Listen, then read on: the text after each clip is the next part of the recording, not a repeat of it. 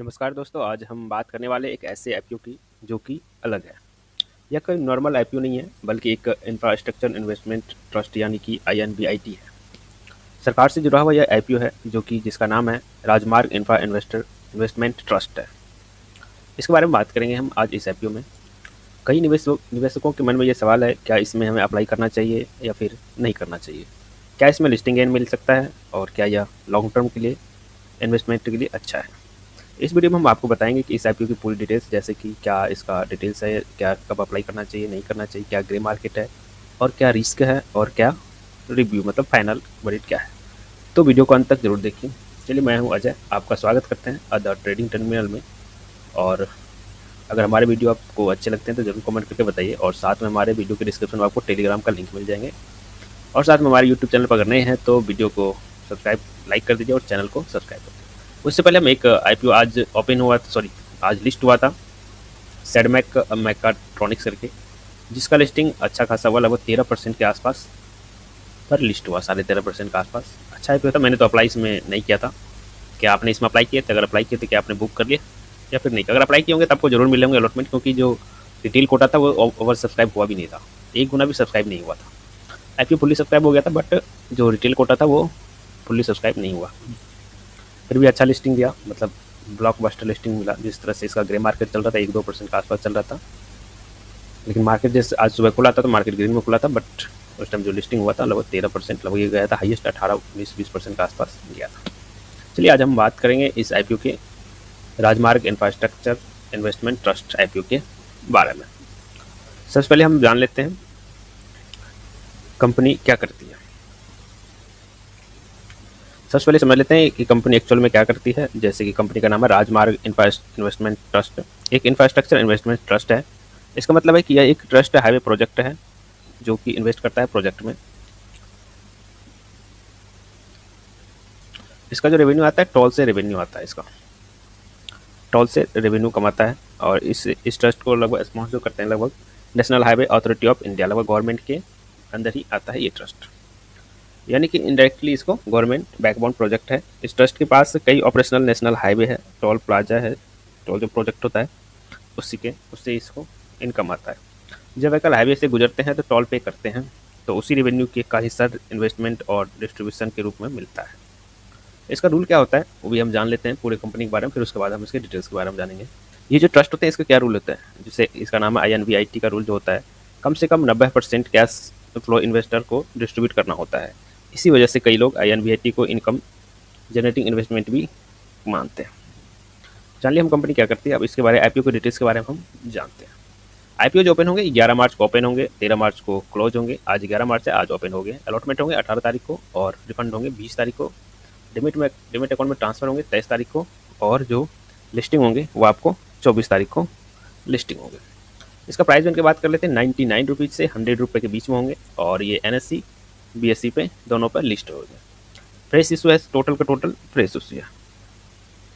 अब इसके बारे में बिजनेस मॉडल के बारे में बात करते हैं कंपनी का बिजनेस, और इसका जो आईपीओ साइज है 6000 करोड़ का आईपीओ साइज है।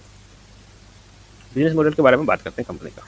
अब समझते हैं कि क्या इसका है। ये ट्रस्ट जो है टोल ऑपरेट ट्रांसफर यानी कि टीओटी मॉडल पर काम करता है। इसमें सरकार हाईवे बनाती है, फिर प्राइवेट जो है कंपनी होती है, ट्रस्ट होती है, एंटिटीज होती है, वो ऑपरेट करते हैं, कॉन्ट्रैक्ट वगैरह देते हैं। ट्रस्ट हाईवे ऑपरेट करता है और व्हीकल से टोल कलेक्ट करता है। यह टोल रेवेन्यू इस ट्रस्ट के मेन इनकम है। फिर इस इनकम का बड़ा हिस्सा इन्वेस्टर को, डिस्ट्रीब्यूटर को, या फिर हमारे जैसे जो हम अगर शेयर खरीदते हैं तो डिविडेंड के रूप में दिया जाता है। इस कंपनी की बात हम करते हैं जो पॉजिटिव है, इसमें क्या क्या इस आईपीओ में जो हमें अप्लाई करना है, क्या इसमें बात ध्यान में रखना चाहिए या फिर क्या इसमें रिस्क है, उसके बारे में बात करते हैं। पहले पॉजिटिव देख लेते हैं। ये जो ट्रस्ट है स्पॉन्स करता है इसको national highway authority of India, यानी गवर्नमेंट के बैकबोन है, बैकएंड स्पॉन्सर है। और जो कि दूसरा है ऑपरेशनल एसेट्स। इस ट्रस्ट के पास जो है already operational tool toll road है, और यानी कि रेवेन्यू जनरेट एसेट्स है ये, और रेगुलर कैश डिस्ट्रीब्यूशन है, जैसे कि 90% कैश फ्लो जो है इन्वेस्टर और डिस्ट्रीब्यूट करना होता है। इसमें इन्वेस्टर को रेगुलर इनकम भी मिलते हैं, जैसे कि वहाँ से जो इन्वेस्टर होते हैं उसको वहाँ पे कैश फ्लो भी होता है उस वजह से। इसमें रिस्क क्या है वो जान लेते हैं, जैसे ट्रैफिक रिस्क। अगर हाईवे पर ट्रैफिक कम हुआ तो टोल कलेक्शन भी कम हो सकता है। है ना। और लॉ लिस्टिंग गेन भी हो सकता है इस आईपीओ में जो है, अगर आप अप्लाई करते हैं। जनरल लिस्टिंग गेन ज़्यादा मिलता नहीं है, बट इस तरह के आईपीओ में अगर कोई ग्रे मार्केट, इसका भी ग्रे मार्केट चल रहा है, हम आपको टेलीग्राम पे साझा किए थे ग्रे मार्केट से रिलेटेड। इनोवेशन जो चल रहा है करंटली, उसका चल रहा है 12% का आसपास, और इसका जो आईपीओ है अभी ग्रे मार्केट में बिल्कुल नहीं है। इसकी ग्रे मार्केट में अब क्या करना चाहिए, इसे अप्लाई करना चाहिए या फिर अप्लाई नहीं करना चाहिए, देखते हैं।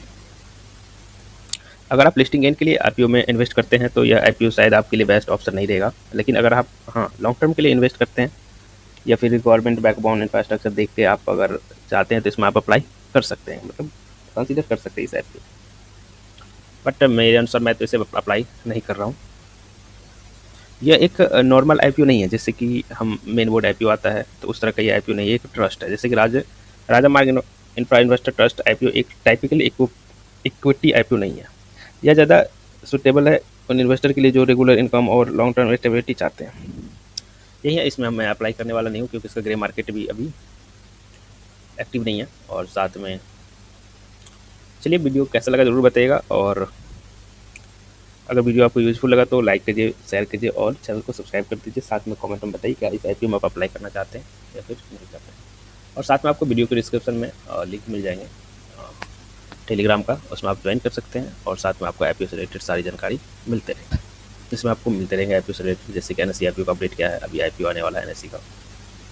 और साथ में एक शेयर होल्डर कोटा का आईपीओ आ रहा है, कोल इंडिया लिमिटेड, जैसे कि भारत कुकिंग कोल आया था, 95% लिस्टिंग गेन दिया था। उसी तरह उसी का एक कंपनी आ रही है, पेरेंट कंपनी है कोल इंडिया लिमिटेड, जो बीसीसीएल आया था। उसी तरह CMPDI करके एक आईपीओ आने की चर्चा में है। इसका रिटेल में 35% कोटा रहेंगे और रिटेल कोटा इसमें एलिजिबल है।